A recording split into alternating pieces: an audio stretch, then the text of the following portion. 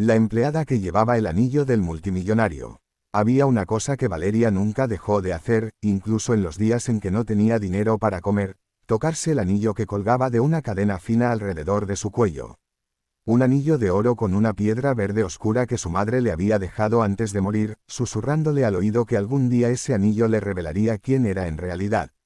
Valeria nunca entendió lo que eso significaba. Hasta aquella tarde de octubre, cuando limpió el escritorio de Rodrigo Castellanos y lo vio a él, el hombre más poderoso de la ciudad, mirando ese anillo con ojos que no sabían cómo esconder el dolor. Valeria tenía 28 años y cargaba sobre sus hombros el peso de una vida que nunca le había dado tregua.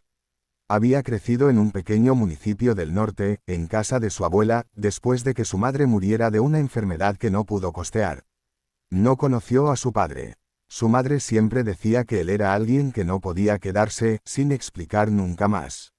Esa respuesta incompleta fue el hueco más grande en el corazón de Valeria, un hueco que aprendió a llenar con trabajo, con esfuerzo, con orgullo propio. Estudió limpieza industrial, consiguió trabajo en una empresa de servicios generales, y por obra de una recomendación casi milagrosa, terminó asignada al piso 42 del edificio Castellanos, la sede de uno de los conglomerados empresariales más grandes del país. Rodrigo Castellanos era lo que la gente llama un hombre hecho a sí mismo, aunque esa descripción siempre ignoraba lo que había destruido por el camino. Tenía 53 años, cabello gris en las sienes, manos que sabían firmar contratos millonarios y una soledad que ningún lujo había podido disfrazar. Había construido su imperio sobre decisiones frías y precisas, pero guardaba en el fondo de su memoria un error que no tenía precio: la noche en que eligió el dinero sobre una mujer que lo amaba, y que se fue sin decirle que estaba embarazada. El primer mes, Valeria y Rodrigo casi no se cruzaron.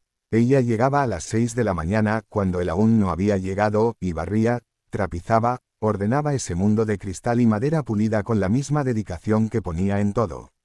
Sus compañeras de trabajo la apreciaban porque nunca se quejaba, porque siempre ayudaba, porque tenía una dignidad tranquila que imponía respeto sin pedirlo. Pero en el interior, Valeria luchaba. El alquiler subía. Su hermano menor, Eduardo, necesitaba medicamentos que ella apenas podía pagar. Había noches en que se quedaba dormida con la calculadora en la mano, sumando y restando una realidad que nunca alcanzaba. Fue en una de esas mañanas difíciles cuando Rodrigo llegó antes de lo habitual al despacho. Valeria estaba arrodillada recogiendo unos papeles que se habían caído de la papelera, y cuando se incorporó, el anillo de su cadena se balanceó hacia afuera del cuello de su uniforme. Fue solo un segundo, pero ese segundo le bastó a Rodrigo para detener todos sus pasos, para olvidar a dónde iba, para sentir que el piso se movía debajo de sus pies. Porque ese anillo, con esa piedra verde oscura con una pequeña grieta en el borde, era el mismo que él le había regalado a Elena Vargas hacía casi 30 años. El mismo que creyó haber olvidado para siempre. Valeria notó que el señor Castellanos la miraba de una forma extraña, y asumió que había hecho algo mal. Se disculpó, guardó el anillo dentro del uniforme, y salió del despacho con paso apresurado. Rodrigo se quedó solo en medio de esa oficina que de pronto le pareció vacía de una manera distinta. Llamó a su asistente y pidió el expediente de la empleada de limpieza del piso 42. Cuando vio el nombre completo, Valeria Vargas, y la ciudad de origen, algo dentro de él se rompió en silencio. Los días que siguieron fueron los más extraños de la vida de Valeria. El señor Castellanos empezó a saludarla. Luego empezó a preguntarle cómo estaba. Después, de manera discreta, ella encontró que sus condiciones laborales habían mejorado, le asignaron un horario mejor, le subieron el sueldo sin explicación oficial, y recibió un bono inesperado que cubrió exactamente los medicamentos de Eduardo.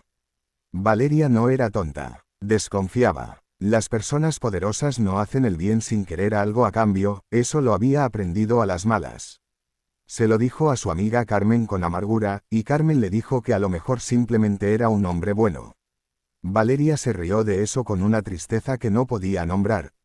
Un martes, Rodrigo la esperó al salir de su turno.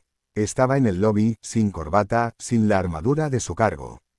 Le pidió disculpas por haberla seguido sin decirle nada. Le explicó que conocía a su madre.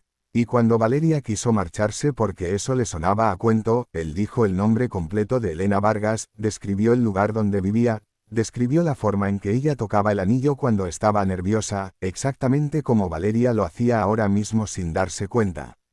Valeria se quedó fría en medio del lobby de mármol, rodeada de gente que no sabía que en ese momento el mundo de una mujer estaba partiéndose y rearmándose al mismo tiempo.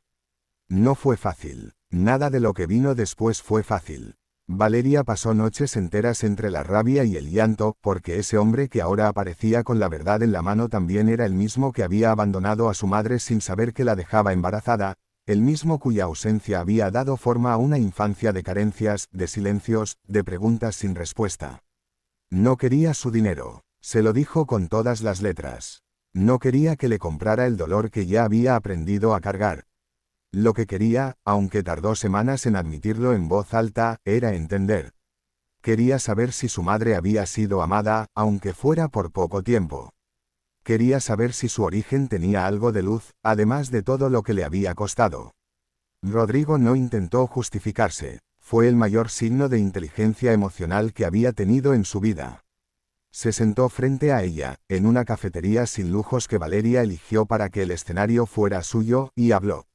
Le contó la historia completa, sin omitir su cobardía, sin limpiar su imagen. Le contó cómo Elena lo había amado con una generosidad que él no supo merecer. Lloró. Un hombre de 53 años, acostumbrado a controlar todo, lloró frente a la hija que no sabía que tenía, en una cafetería de barrio, un miércoles por la tarde. La transformación no fue instantánea ni perfecta. Pero fue real. Valeria no lo perdonó de golpe porque el perdón verdadero nunca funciona así. Lo fue dejando entrar de a poco, como quien abre una ventana que lleva años cerrada, primero solo un poco de aire, luego algo de luz, luego el paisaje completo. Rodrigo, por su parte, aprendió algo que ningún negocio le había podido enseñar, que la reparación verdadera no se hace con dinero sino con presencia, con paciencia, con humildad sostenida en el tiempo. Eduardo, el hermano de Valeria, dijo algo una noche que resumió todo mejor que cualquier discurso. Dijo que el anillo había cumplido su promesa. Que su mamá siempre supo que ese pequeño objeto de oro y piedra verde oscura era el hilo que unía lo que el tiempo había separado.